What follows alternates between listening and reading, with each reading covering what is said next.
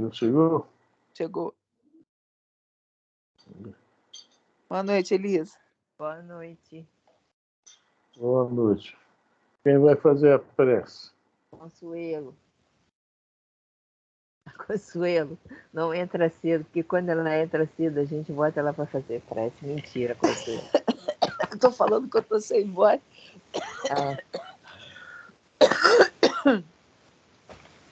Eu Já acho que estive hoje eu vou assim passar, também. senão eu vou ter um acesso de tosse no meio da oração. Eu já estive assim também. Começou Mas agora. demorou para passar, tá? Vou te enganar. Tá não. horrível. Tô com uma dor no corpo danada. Demorou para passar, mas passou. O importante é que passou. A vida tem dessas coisas. Vamos lá. Já voltou para gravar, Fran? Já tá gravando. Tá? Então vamos lá. Do livro Caminho e Verdade e Vida, Psicografia de Franciscano Xavier pelo Espírito Emmanuel, lição 59. Os amados. Mas de vós, ó amados, esperamos coisas melhores. Paulo, Carta aos Hebreus, capítulo 6, versículo 9. Cometa-se com amargura o progresso aparente dos ímpios. Admira-se o crente da boa posição dos homens que desconhecem o escrúpulo, muita vez altamente colocados na esfera financeira. Muitos perguntam: onde está o Senhor, que eles não viu os processos escusos? A interrogação, no entanto, evidencia mais ignorância que sensatez. Onde a finalidade do tesouro amoedado do homem perverso, ainda que experimentasse na terra inalterável saúde de 100 anos, seria compelido a abandonar o patrimônio para recomeçar o aprendizado? A eternidade confere reduzida importância aos bens exteriores. Aqueles que exclusivamente acumulam vantagens transitórias fora de sua alma, plenamente esquecidos da esfera interior, são dignos de piedade. Deixarão tudo, quase sempre, ao sabor da irresponsabilidade. Isso não acontece, porém, com os donos da riqueza espiritual, constituindo os amados de Deus, sentem-se identificados com o Pai em qualquer parte a que sejam conduzidos. Na dificuldade e na tormenta, guardam a alegria da herança divina que se lhes entesoura o coração. Do ímpio, é razoável esperarmos a indiferença, a ambição, a avareza, a preocupação de amontoar irrefletidamente. Do ignorante, é natural recebermos perguntas loucas.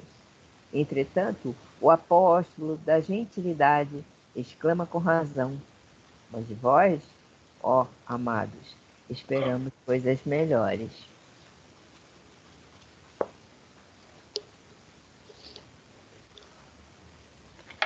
Graças a Deus. Mais uma noite de estudos. Do estudo do Evangelho segundo o Espiritismo. Unidos, esperamos sempre por este encontro com os espíritos desencarnados que vêm estudar conosco todas as segundas-feiras. E nos preparamos, junto com eles, para perguntar, para refletir, para ponderar profundamente sobre cada uma das palavras que aqui foram lidas. Porque nós precisamos nos aprimorar. Nós precisamos subir um degrau na escada da evolução. E para isso, estamos aqui reunidos, buscando estudar, conhecer. Como é bom aprender. Precisamos muito desse aprendizado para mudar as nossas vidas, a nossa essência e melhorar o nosso progresso. Gostaríamos que muitos estivessem conosco nesta noite, mas por motivos diversos não puderam comparecer. Mas terão a possibilidade de ver o estudo, a gravação. E nós que aqui estamos, vamos rogar que o estudo desta noite faça um facho de luz ao seu derredor,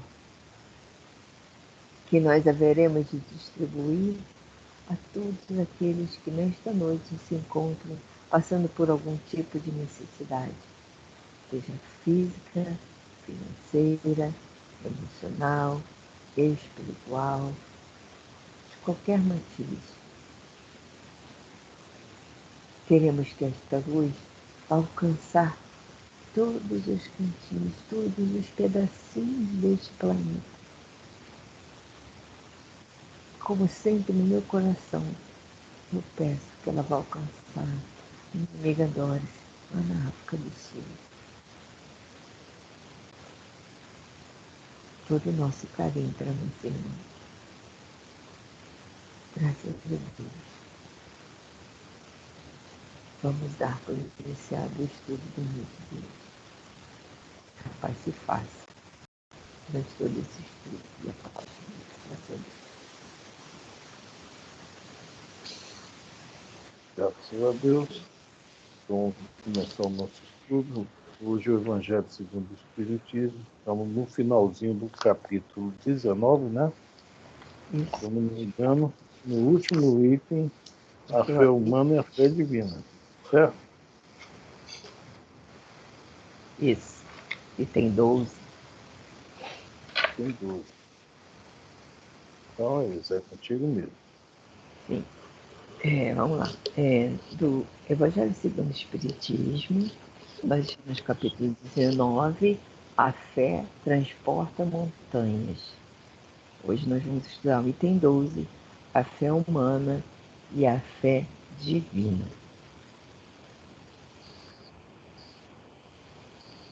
No homem, a fé é o sentimento inato de seus destinos futuros. É a consciência que ele tem das faculdades imensas depositadas em germe no seu íntimo, a princípio em estado latente, e que lhe cumpre fazer que desabrochem e cresçam pela ação da sua vontade. Está falando aqui duas coisas. Uma pergunta 621, né? É a consciência que ele tem das faculdades imensas depositadas em germe no seu íntimo. Tem alguém de Cirão, a pergunta 621? Onde estão as leis de Deus? Ah, sim. Você falou a pergunta, eu já sei. Agora, se você falou um número, eu não sei. Na consciência, escrita na consciência. Pois é, elas estão lá justamente isso. É justamente o que a nossa vontade, né? É que vai desabrochar, né, e fazer crescer essas leis que estão dentro de nós. Tá? E a fé, tá, é aquele sentimento inato que quando nós estamos que é Deus, nós falamos, né, lá da pré-história, dos primeiros homens, dos primeiros rudimentos, né, de fé de algo maior, né, uma força maior. Acreditava em animais, em pedra, em raio, em trovão, né, rapaziada lá da pré-história, né? Então, a fé é um sentimento realmente que nos identifica com o Criador. Porque nós, né, desde o começo, nós sempre sabemos que existe algo maior que nós.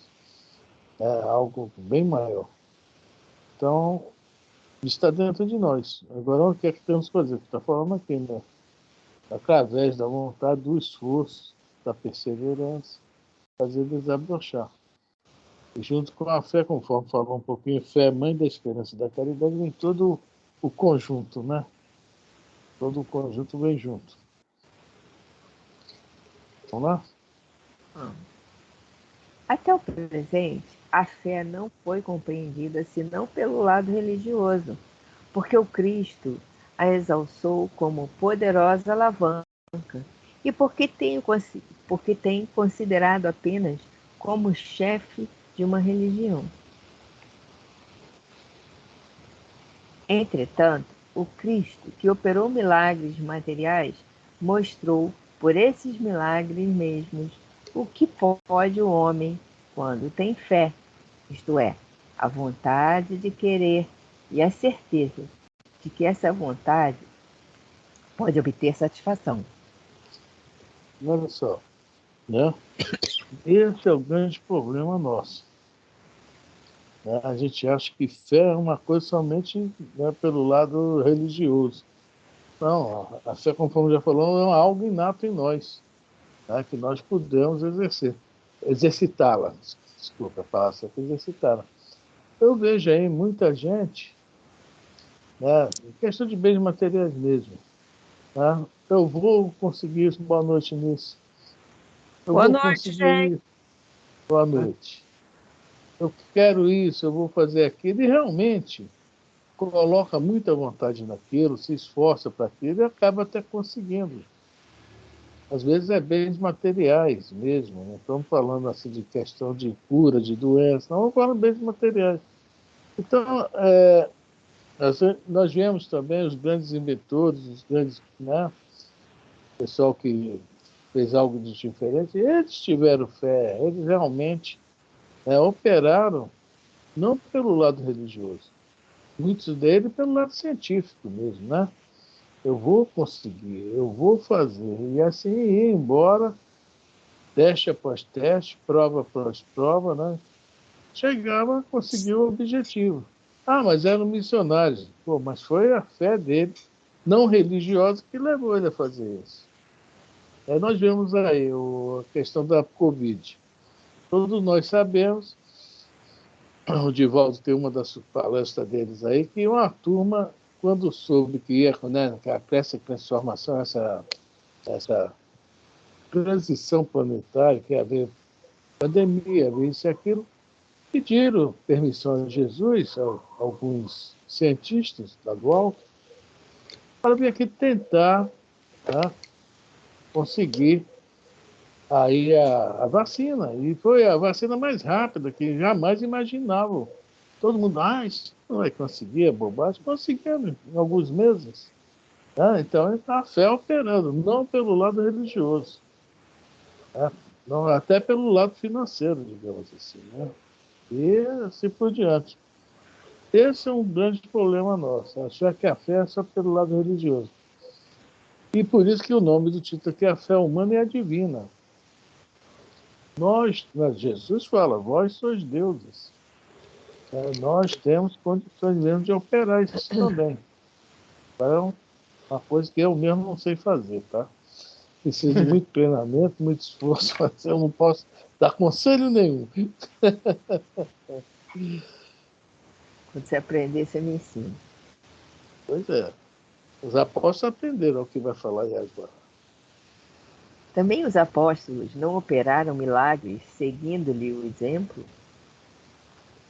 Ora, que eram esses milagres, senão efeitos naturais, cujas causas os homens de então desconheciam, mas que hoje, em grande parte, se explicam e que pelo estudo do espiritismo e do magnetismo se tornarão completamente compreensíveis.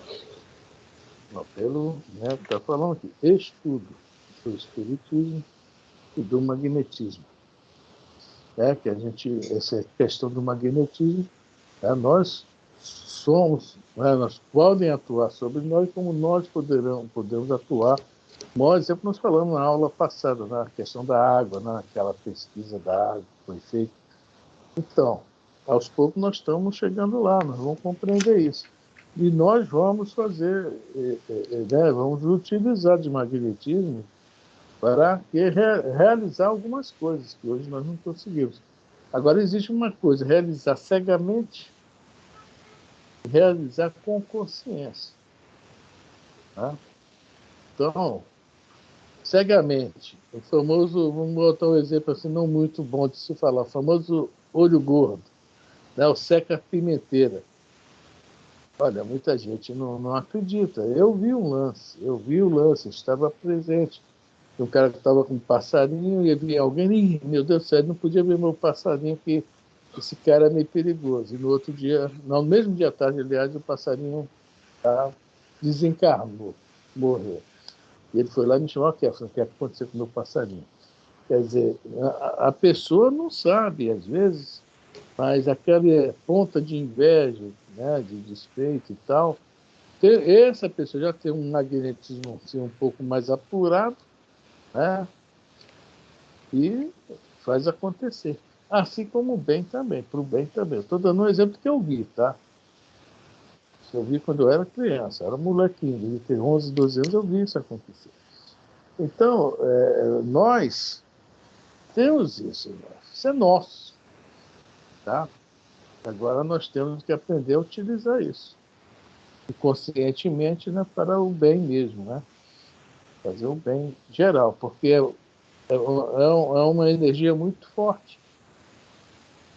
Então temos que ter controle dela. Tá?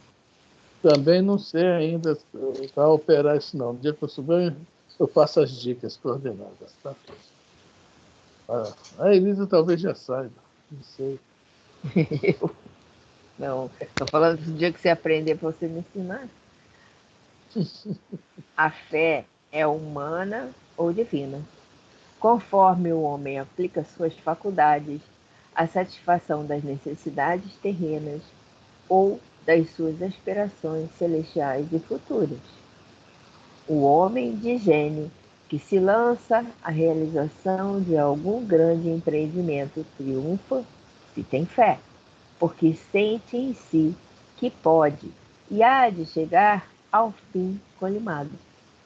Certeza que lhe faculta imensa força. O Vou homem. dar um exemplo aqui. Esse homem não é de gênio, mas é um homem que teve a visão. Existe um povoado ali no Espírito Santo, mas na divisa com Minas, chamado Mucurici. Passava um riacho, passa um riacho, bem no meio desse povoado. Tá? Uma cidadezinha pequena, com pouca renda. O prefeito de lá teve uma ideia. Ele represou o riacho, mas, olha, foi muito inteligente o que ele fez. Transformou o riacho num lago com praias, tá? Ali ele começou, né, a explorar, né, a cidade, né, alugou negócio quiosques, fez loteamentos para outras pessoas de outras cidades ir morar lá. Ou seja, ele teve uma ideia, ele acreditou na ideia, ou seja, teve fé, se esforçou, lutou. Dizem que foi mais de 10 anos para conseguir isso, tá? Ele foi reeleito, foi botado para fora, elegeram ele de novo, mas ele conseguiu. Então, conforme está falando aqui, é uma coisa nossa. Quer dizer, não foi lançada para coisas, né, do alto, divinas nem espirituais. Mas também ajudou muita gente, né? Financeiramente e mesmo assim no lazer, né? Então gerou alegria, né? Gerou um monte de coisas boas isso aí. E muito bonitinha a cidadezinha, tá? Eu tive lá alguns anos atrás e achei, olha, a ideia do cara é maravilhosa. Então, a nossa fé, é a nossa capacidade de operar, né? Trabalhando, com muita vontade, muita dedicação, muita perseverança, etc. Né? Mas aí que Jesus fala, não, voltando agora ao Estevão, quando ele fala, se Saulo, né, conhece Moisés e defender ele até o fim, digamos que Moisés represente a parte terrena, tá? A lei de justiça. Imagine quando ele conheceu Cristo, né? Ele, né, será muito mais. Ou seja, Jesus representa aqui, o espiritual. Tá? Então é isso aí. Nós ainda estamos no terrestre. Essa mesma força, quando a gente conseguir aplicar no divino, no espiritual, nós vamos embora. Seremos o Paulo, tá? Em relação à fé. Tá uma analogiazinha que eu estou fazendo, tá bom? Alguém quer falar algo? O Jorge hoje, o seu Roberto não estão aí. Só tá eu de homem, clube da Luluzinha hoje. Elisa, Nice, Consuelo, tudo bem? Tudo Vamos embora, bem. Liz. Tudo Quero falar tranquilo, da nossa. tranquilo. Tranquilo, Liz? Tranquilo, consciente? Tranquilo, Então vamos ouvindo e embora. refletindo. Isso, então vamos embora. Eu até separei uma frase aqui do Hum. próprio capítulo 19. Hum. A calma na luta é sempre um sinal de força e confiança. Está no item 5. Então é bem o que está aqui, exatamente o que está aqui, né? Que o homem de gênio que se lança na realização de algum empreendimento triunfa se tem fé, porque sente em si que pode e há de chegar ao fim colimado. Certeza que lhe faculta imensa força. Então, dali, a calma na luta é sempre um sinal de força e confiança. Então, ele sabe que vai chegar lá, né?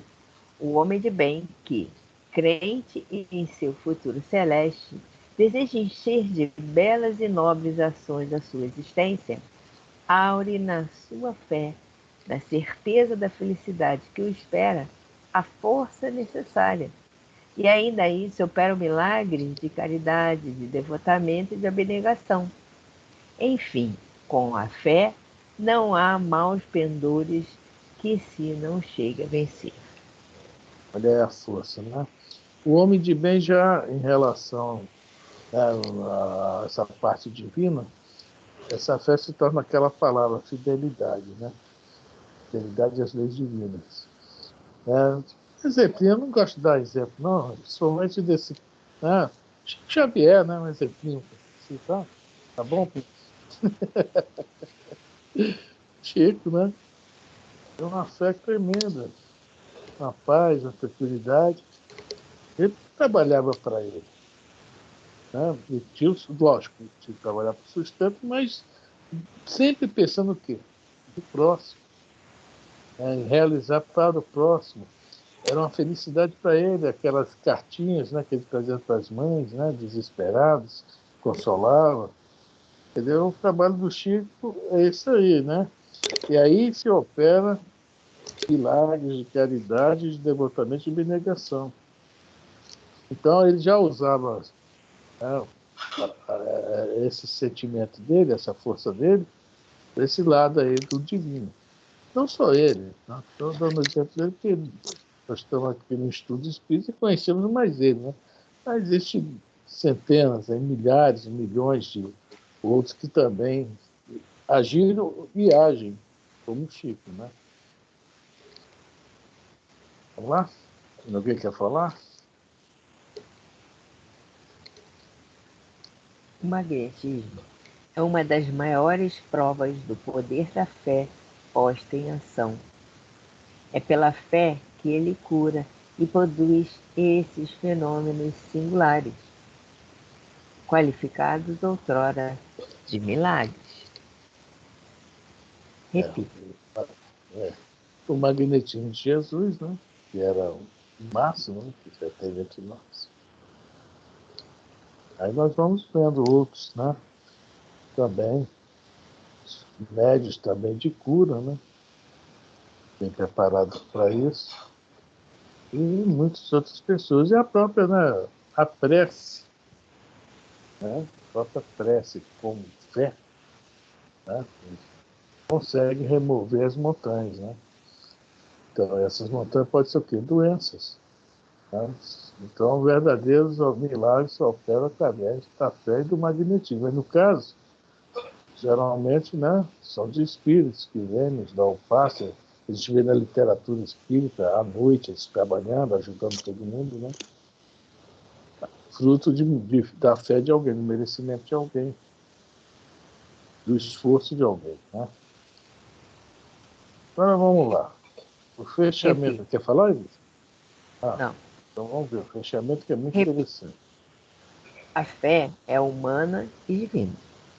Se todos os encarnados se achassem bem persuadidos da força que em si trazem e se quisessem pôr à vontade a serviço dessa força, seriam capazes de realizar o que até hoje eles chamaram prodígios e que, no entanto, não passa de um desenvolvimento das faculdades humanas. Um espírito protetor, Paris, 1863. Esse último parágrafo é aquela famosa frasezinha que está nos Salmos e Jesus repete, tá? Vós sois deuses. Tá? Não me lembro o salmo, mas um deles. Jesus repete ainda completa, né? Podeis fazer isto que faço e muito mais.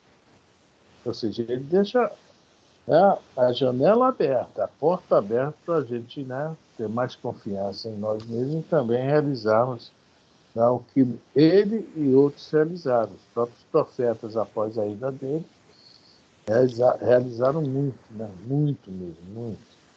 Tá? Então é isso aí. Né? Encerramos o capítulo 19. Alguém quer comentar alguma coisa sobre a fé? Então nós vamos para o capítulo 20, que é um capítulo que tem muito a ver conosco, tá? Não é só para nós, não. Mas tem a ver muito com nós espíritas. Certo? O próprio Evangelho aqui vai falar muito em relação aos espíritos. Ok? Alguém quer comentar? Senão vamos lá. Bom, então vamos lá. Capítulo 20. Os trabalhadores da última hora. Nesse capítulo nós vamos encontrar instrução dos espíritos, os últimos serão os primeiros. Missão dos espíritas, os obreiros do Senhor. Item 1. O reino dos céus é semelhante a um pai de família que saiu de madrugada a fim de assalariar trabalhadores para a sua vinha. Tendo convencionado com os trabalhadores que pagariam um denário a cada um por dia, mandou-os para a vinha. Saiu de novo à terceira hora do dia e, vendo outros que se conservavam na praça sem fazer coisa alguma, disse-lhes: Ide, também vós outros, para a minha vinha, e vos pagarei o que for razoável. Eles foram. Saiu novamente a hora sexta e a hora nona do dia e fez o mesmo. Saindo mais uma vez, a hora 1ª, encontrou ainda uma vez outros que estavam desocupados, aos quais disse: Por que permaneceis aí o dia inteiro sem trabalhar? E disseram eles: Que ninguém nos assalariou. Ele então lhes disse: Ide vós também para a minha vinha. Ao cair da tarde, disse o dono da vinha àquele que cuidava dos seus negócios: Chama os trabalhadores e paga-lhes, começando pelos últimos e indo até aos primeiros. Aproximando-se então, os que só a 1ª hora haviam chegado, receberam um denário cada um. Vindo a seu turno, os que tinham sido encontrados em primeiro lugar julgaram que iam receber mais, porém receberam apenas um denário cada um. Recebendo, queixaram-se ao pai de família, dizendo: Estes últimos trabalharam apenas 1 hora, e lhes dás tanto quanto a nós, que suportamos o peso do dia e do calor? Mas respondendo, disse o dono da vinha a um deles: Meu amigo, não te causo dano algum. Não convencionaste comigo receber um denário pelo teu dia? Toma o que te pertence e vai-te. Apraz-me a mim dar a este último tanto quanto a ti. Não me é então lícito fazer o que quero? Tens mau olho, porque sou bom? Assim, os últimos serão os primeiros e os primeiros serão os últimos, porque muitos são os chamados e poucos os escolhidos. Mateus, capítulo 20, versículos de 1 a 16. Aqui está dentro para ver também a parábola do peixinho das bodas. Mas não vamos ver, não. Vamos ver, não. Deixa ela quieta lá, que nós já estudamos o Evangelho de Mateus. Mas está no capítulo 18 aqui do Evangelho, né? Vamos comentar um pouquinho sobre essa aí. Bom, aqui a gente está vendo o seguinte. Entre várias coisas que Jesus coloca aqui, há várias interpretações, mas a gente pode falar o seguinte. Os primeiros que receberam e cultivaram, tá, a ideia de Deus único, né, e defenderam isso com unhas e dentes, né, eles foram os trabalhadores da primeira hora. Tá? Eles trabalharam, só que chegou em determinado momento. Alguém se lembra da história do peixinho vermelho, que está no prefácio do livro Libertação, André Luiz? O prefácio é Emmanuel que escreve essa lenda. Alguém se lembra, Elisa? Consuelo? Alice? Vocês não lembram, não? Que havia um aquário, que havia aquele monte de peixe. Está lembrado disso? E acho mais romântico você contando. Então, e nasceu lá um peixinho. E esse peixinho era muito, né? Vamos falar assim, que nem minha mãe falava, espritado. Né? Ontem foi Dia das Mães, né? Parabéns para vocês, né? Era muito espiritado esse peixinho, né? E tal, inquieto. E um dia ele viu que tinha um buraquinho lá no aquário. Ele cismou de sair pelo aquele buraquinho. E os outros, você vai fazer o que lá fora? Lá não tem nada. Deixa isso quieto aí, rapaz.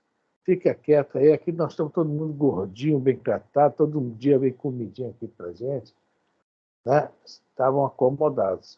Então, e a lenda diz que o peixinho saiu do aquário, desceu no riacho, do riacho chegou a um rio, do rio ao mar, viu tanta coisa diferente, tanta coisa nova, que ele ficou numa felicidade extrema e falou, vou lá avisar eles para eles virem embora. Não adianta eles ficarem lá. Aqui fora tem um mundo que eles nem voltou lá, pelo mesmo lugar, com muita dificuldade, subiu o mar, saiu do mar, subiu o rio, riacho, córregozinho, chegou no aquário, com muita dificuldade, passou no buraco, ele tinha saído e contou isso para todo mundo, e ninguém acreditou nele. Porque estavam acomodados, se sentindo muito bem. E ele falou, vem comigo, não sei o quê. Ninguém quis ir. E ele pensou, bom, já que ninguém vai, eu vou. O mundo lá fora, né, é contagiante, tem muita coisa para me aprender, tem muita coisa para me ver. Né? E saiu de novo. Passado um tempo, ele ficou com saudade, não, vou lá visitar aquela turma. Afinal de contas, são meus parentes, são meus amigos. Só que quando chegou determinado a subida, rio, riacho, córrego, notou que houve alguma catástrofe que arrebentou com o aquário e ali só estava, né, só a ossada dos amigos dele, parentes dele, etc. Então, isso aconteceu com os judeus. Eles se acomodaram. Eles achavam que por ter o conhecimento, por ter aquela fé, por ter aquela... Né, e estava tudo bem. Eles não precisavam ir muito mais adiante. Jesus está, em primeiro lugar, se dirigindo a eles. Né? Quando ele fala aqui na parábola, né? Que houve essa questão dos trabalhadores. Aliás, fala na parábola sobre a questão dos trabalhadores. Então, ele está mostrando para todo mundo que não adianta ficar lá quietinho, sentado, apesar de saber tudo, e não obrar, não trabalhar, não usar isso, não procurar novos mundos, novas ideias, mudanças, etc., né? Essa é a primeira parte que Jesus está explicando a parábola, né? Essa, digamos assim. E a outra coisa também que a gente pode entender é a reclamação da questão do pagamento, né, do salário. Naquela época, eles não tinham conhecimento pleno da reencarnação. Se a gente for falar de reencarnação, a relação a isso, por exemplo, eu estava aqui, me lembrei hoje à tarde, quando estava lendo isso aqui, do Haroldo Dutra, um exemplo, o Haroldo Dutra. O Haroldo Dutra tem 43, 44 anos, um negócio assim. Tá? Entrou para o Espiritismo com 18 anos. É uma sumidade. O cara, poxa, tem um conhecimento fora de série, é estudioso de outras áreas, né? Então ele é, digamos assim, em relação aos espíritas antigos, um trabalhador de última hora. E ele merece um salário justo, veja bem, pelo trabalho que ele está fazendo. E quantos espíritas que estão aí há 100 anos sentados num banco, numa mesa mediúnica, num banco de palestra, ouvindo palestra, e deixa a vida me levar. Tá? Mas só que naquela época, Jesus não podia falar, o Haroldo tem uma vantagem, não é que é a vantagem que ele adquiriu em vidas anteriores, né? Durante as reencarnações, ele lutou muito, tá? Para conseguir esse denário, hoje ele está, né?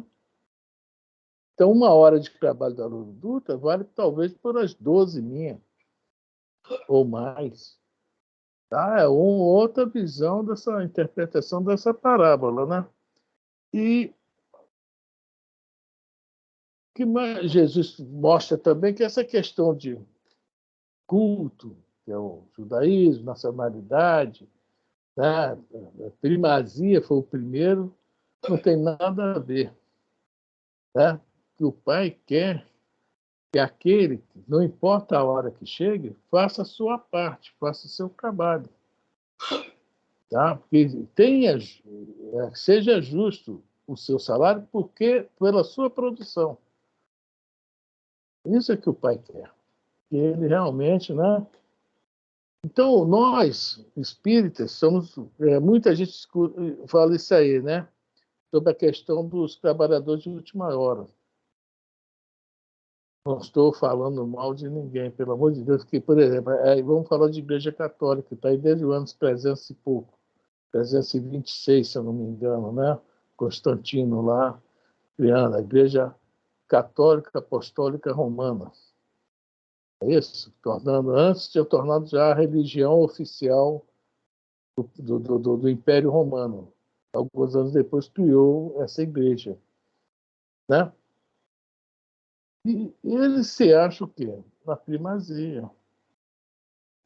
Muita gente boa reencarnou lá, nós sabemos toda a história da Igreja Católica, muitos, entre aspas, santos, mas santos mesmo, que vieram trabalhar aqui, né? Outros até anônimos, mas fizeram um trabalho maravilhoso. Então, a Igreja Católica realmente tem muito, muito, muito assim, mérito. Mas se a gente for olhar a grande massa, é que nem o judaísmo também. O judaísmo teve seus mestres, né, seus rabinos, tudo também tiveram muito, muito, né? Seus profetas. Mas a grande maioria se utiliza disso e o trabalho, a obra que é bom. Aí nós vamos ver outras denominações, protestantes, etc, etc, né? Então tem muito a ver com o dia de hoje. Aí chega a nós. O Espiritismo começou agora, é uma criança.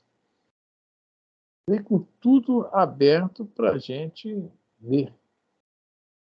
E tudo esclarecido, mastigado. Aí depois ainda vieram esse pessoal, esses outros autores aí, né? Que a gente vai falar da França, lá da Inglaterra, depois do Brasil, quando a árvore do Espiritismo foi transferida para o Brasil, né? Estavam os primeiros que lançaram livros, né? Tem vários aí. Aí vão chegar no Chico, já pega assim um pouco, Chico já começa a sua tarefa mediúnica, digamos que 60, 70 anos após desencarnar, Kardec chega numa segunda fase já da doutrina espírita. Aí vamos ver o desenvolvimento disso tudo para quê? Nós hoje já chegamos na doutrina tudo na mão. E qual é a nossa obrigação? Trabalho. Trabalhar. É realizar. De várias formas.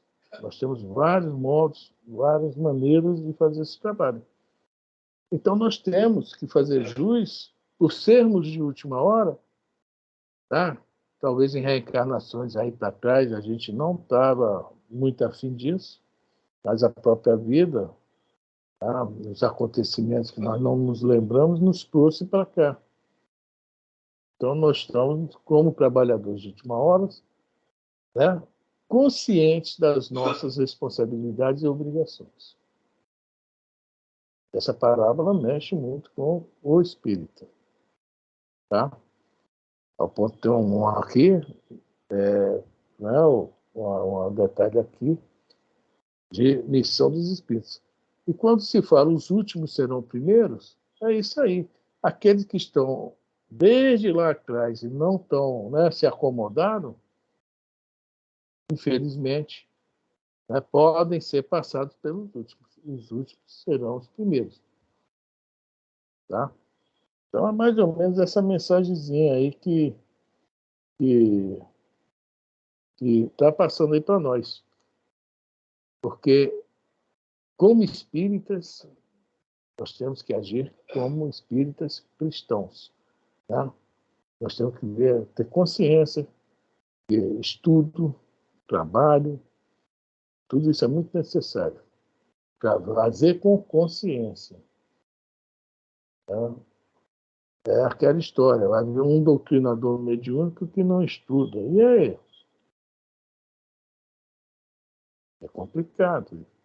Estudando já é complicado. O médium não liga muito para estudo. A gente vê as coisas que acontecem por aí. Que até nos envolveu, de certa forma, aí uns anos atrás. Né? E aí por diante. Tá? Se a gente for falar aqui, então temos que tomar muito cuidado, nós. Somos trabalhadores de última hora e temos que realizar um trabalho justo para o nosso salário. Alguém quer comentar algo? Consuelo, Miss, Elisa?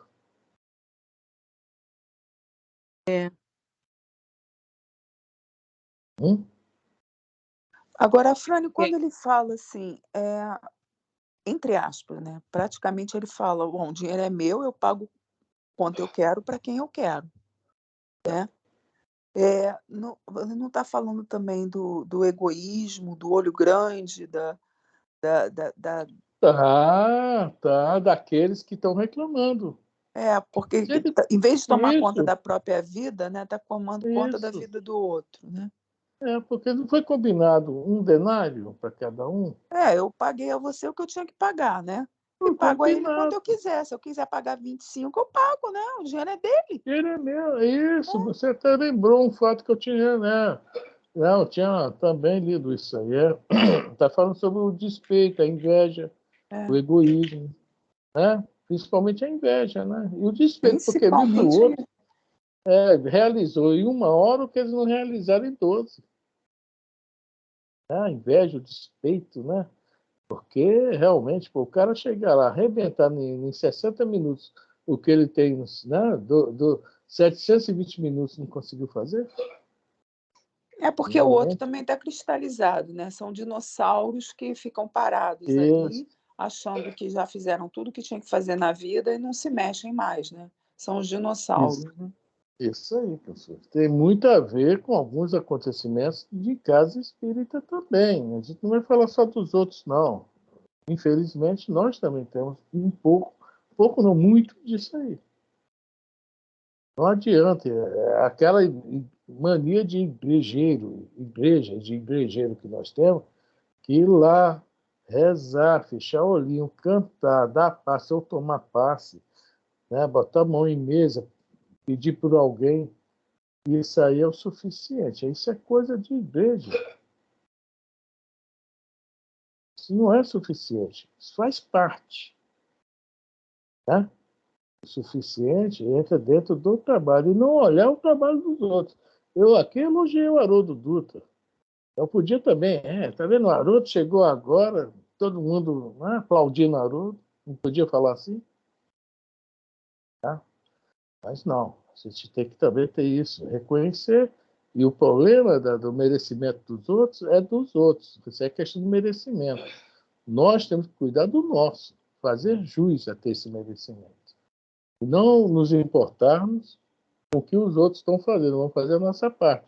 E ajudá-los, isso sim, nós devemos fazer. Parabolazinha, né? Pega mesmo no nosso pé, hein? Pega muito. Ô, Afrânio, em questão dos estudos espíritas que não estudam, eu não vejo como, eu não consigo ver como que espíritas não gostam, não gostam de estudar. É uma coisa ligada à outra. Como que a gente não vai estudar se nós temos que ter conhecimentos? Tudo a estudos nossos, para nós mesmos. Eu não consigo entender como tem espíritas que nós conhecemos que não gostam de estudo. Eu acabei de falar aqui nisso. Mania de igreja ainda. Tá, saiu da igreja, mas a igreja continua na pessoa. Porque na igreja não é o padre que resolve tudo pra gente. E se estudar na igreja, não. Eu pequei, seu padre. Reza 3 Ave Maria, 3 Pai Nosso, toma água benta e vai embora. Pronto, eu resolvo com Deus, o intermediário. E nós não temos intermediário. Nós somos o contato direto. Né? Então, nós temos que estar preparados para ter esse contato aí, para realizar isso aí. Né? Realizar. Então, é isso aí. Nós temos que esquecer todo esse nosso passado de igreja e pensar, a porta é estreita, é individual, nós com o homem com nós. Não tem intermediário, não tem nada disso. Não adianta só achar que está fazendo e não está fazendo muito. Lógico, é melhor do que ficar em casa vendo novela, né? Mas é melhor ir para o certo e não fazer muita coisa. Mas o certo é ser realmente o que é pedido nessa parábola do trabalhador de última hora. Mostra muito bem que Deus não está preocupado com hora, está preocupado com o trabalho. Tá? Por isso que fala. Né? Nós lemos no Salmo, a Abigail falando para o Estevão, né? Em todos os dias da tua vida te seguir com amor e misericórdia. Quer dizer, como se Deus falasse no Salmo. Quer dizer, Deus nos segue com amor e misericórdia. Então, se no último minuto, tá, eu mudo e resolvo realmente, tá? Tem a parábola dos 2 filhos, né? Que o pai pede o primeiro para ir para a vinha, que é o bonzinho, e ele não vai para a vinha. Fala para o pai, não, pai, eu vou. E chegando na hora vai soltar pipa. Quer dizer, na época Jesus não tinha pipa não, viu, gente? Mas estou atualizando o negócio. Soltar pipa, jogar a bolinha de gude. E o outro que era rebelde, o pai chega, filho, vai para a vinha. Ele, não vou não, pai, não vou não. No meio do caminho, peraí, é meu pai, já está com idade, está precisando de alguém que ajude ele lá na vinha. E ele vai para a vinha. Ele vai trabalhar. Então, veja bem, ele não era bonzinho, não era beato, não era nada disso. Mas ele fez o correto. Ele fez o certo. Tá? Boa noite, pessoal. Né?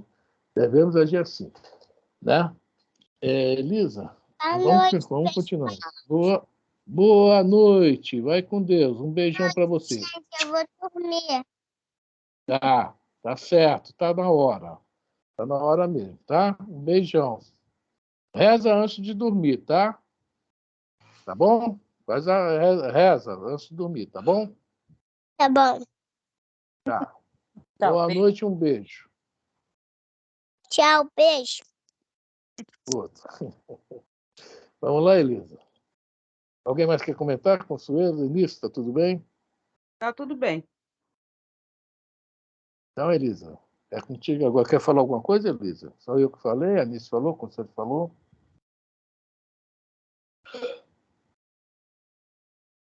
Você está sem som, Elisa.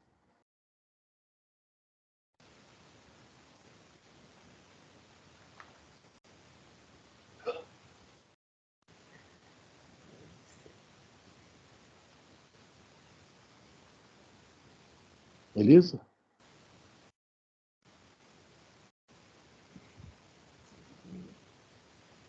Estou te ouvindo.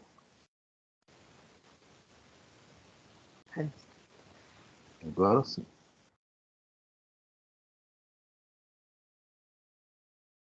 Agora não.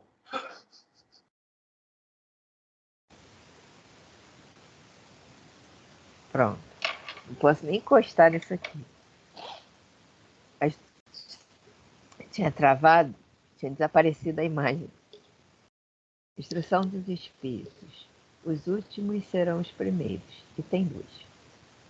O obreiro da última hora tem direito ao salário, mas é preciso que a sua boa vontade o haja conservado à disposição daquele que o tinha de empregar, e que o seu retardamento não seja fruto da preguiça ou da má vontade. Tem ele direito ao salário, porque desde a alvorada esperava com impaciência aquele que por fim o chamaria para o trabalho. Laborioso apenas lhe faltava o laboratório. Já apanhou tanto aí para as existências atrás, né, que agora fica doido para trabalhar. Vamos lá. Porém, se houvesse negado ao trabalho a qualquer hora do dia, se houvesse dito, tenhamos paciência, o repouso me é agradável, quando soar a última hora é que será tempo de pensar no salário do dia. Que necessidade tenho de me incomodar por um patrão a quem não conheço e não estimo? Quanto mais tarde, melhor. Esse tal, meus amigos, não teria tido o salário do obreiro, mas o da preguiça. É que o Papa ali é espiritual, né? A gente está vendo um simbolismo material. Mas o Papa não é bem na matéria. O Papa está em outro patamar, né? Então, a preguiça não tem salário. Né? A má vontade, tudo isso não tem salário. Tá? Muda todo o panorama. O problema dos seres encarnados é que eles acham que eu tinha um papel que falava do tempo para Deus. Não sei onde foi parar esse papel. E no final, quando ele. Vou resumir a história. Ele ia para a praia, ele ia passear, ele fazia 1000 coisas. Quando ele teve tempo para Deus, ele morreu. Aí não tinha mais. Acabou. Entendeu? Ele tinha que ter tempo para Deus enquanto estava encarnado. No papel era isso que o papel queria mostrar. Deixa eu ver, né? Aquela pergunta 250. É aqui que a gente cresce, encarnado, né?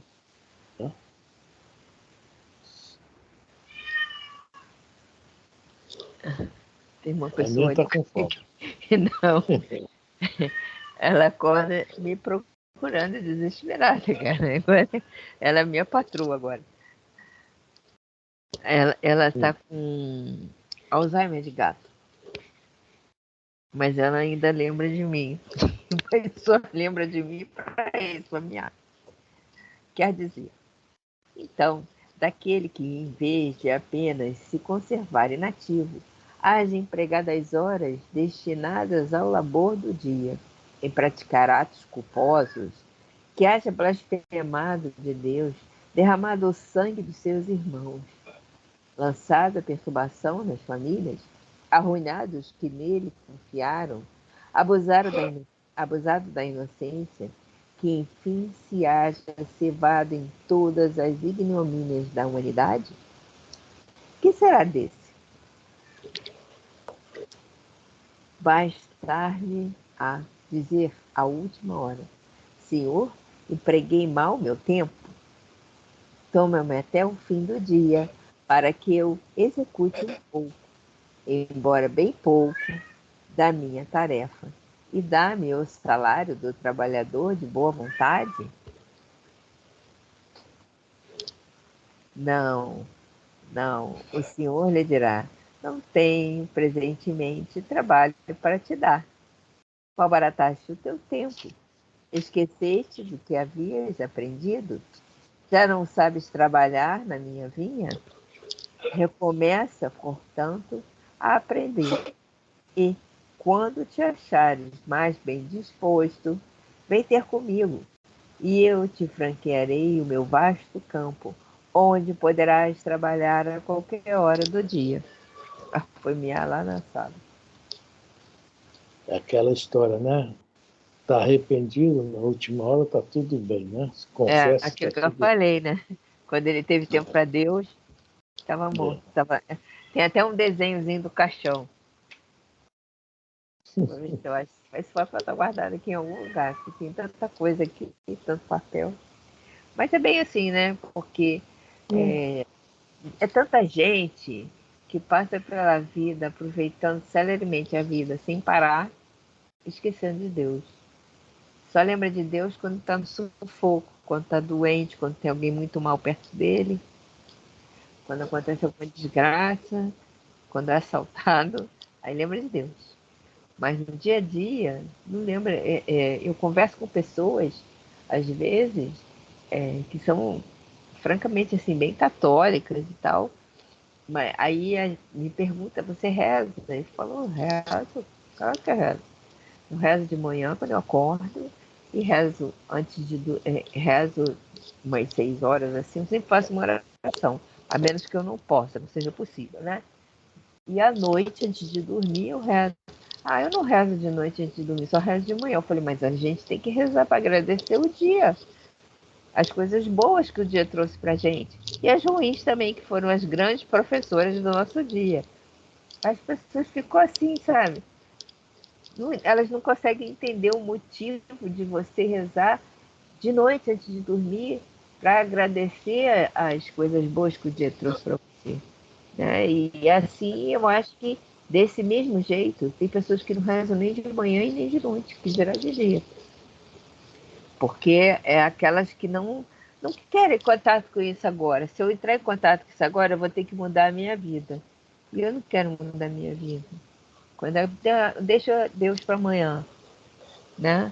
É os peixinhos do aquário. Vamos deixar para depois. Isso aí pode esperar. Deixa mais para o fim da Comidinha tá vida. boa, né? Deixa assim? mais. Quando eu tiver mais assim, mais parado, mais cansado, aí eu faço isso, né? Acho que é mais ou menos assim que as pessoas pensam. Mas na hora de Deus, elas vão ver que é mais difícil, né? Bom, são 7 Vamos ler esse último parágrafo. Só falta um parágrafo. Vamos ler esse último parágrafo aí que a gente para, tá? É o item 2, último parágrafo. Olha aí, são 7h32. Doida. 8h32. Bons espíritas, meus bem-amados, sois todos obreiros da última hora. Bem orgulhoso seria aquele que dissesse: comecei o trabalho ao alvorecer do dia e só o terminarei ao anoitecer. Todos viestes quando fostes chamados. Um pouco mais cedo, um pouco mais tarde, para a encarnação cujos grilhões arrastais.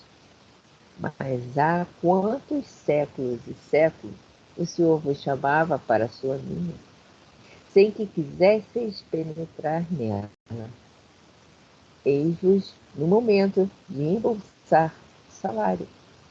Empregai bem a hora que vos resta, e não esqueçais nunca que a vossa existência, por larga que vos pareça, mas não é do que um instante fugitivo da imensidade dos tempos que formam para vós a eternidade. Constantino, Espírito Protetor, Bordeaux, 1863. Então, essa encarnaçãozinha aí, nossa, essa atual, né? Essa última horinha que ela. A generação tá batendo aí na porta, né, gente? Tá? É a nossa oportunidade. É isso aí? Porque durante séculos e séculos, está falando aqui, os bilhões, tal, né?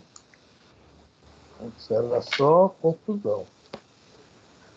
Ai, ai, ainda bem. Estamos no outro lado agora. Ô, gente, alguém mais quer comentar alguma coisa?